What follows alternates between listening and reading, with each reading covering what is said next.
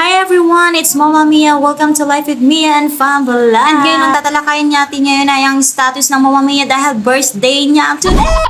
Nilutuan na nga ako ng daddy ng sunny side up egg. Tapos may dalang gulay si daddy from work. Ito yung gulay na mixed veg. Tapos meron siyang dalang chicken with rice. Ito yung free lunch na inuuwi ng daddy kasi dito namin kinakain sa bahay. And then after namin kumain, pumasok na kami at nagpamasay si daddy sa kanyang legs na kasi nga yung mga ugat-ugat niya daw. At syempre si mami habang nanonood. Tapos nag-crave talaga ako ng cheeseburger at saka drinks at saka pagkain ni Atlantis kasi kahit hindi na sa akin to lahat makain basta sa Atlantis masaya at makakain. Pero kinansel ko pa rin, pinag-iisipan ko pa.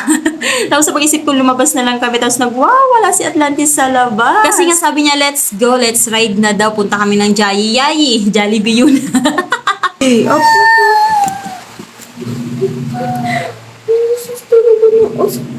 Omo.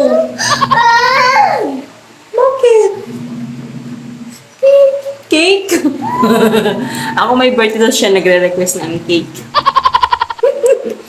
Galing-galing talaga itong batos ko. Tapos na pag-isipan ko yung kinancel ko kanina, ginaw ko na, bahala na, tipid max na lang. In-order ko pa rin at habang nag-aantay ako, binigyan ko muna si Atlantis ng fudgy bar cake kasi nga, nagre-request siya ng cake kasi nga birthday niya daw. Charis. Si mami talagang may birthday, wag ka talagang malito. Ha, Atlantis ha? Bigla ko naalala, sinabi pala ng daddy, sige na, ego mo na yan. Birthday mo naman, di ba? Kahit wag na ako, kayo na lang dalawa. Di ba? Ang saya-saya talaga. At dumating na nga, pinagsaluan namin Atlantis yung cheeseburger at saka yung burger steak. Kay Atlantis talaga yan. Pinakahabol ko talaga dito ay makakagat ako ng cheeseburger kasi parang kikrave ako. Total birthday ko naman. Tapos yung drinks. Sarap-sarap. Thank you, daddy. Mwah. Thank you for watching.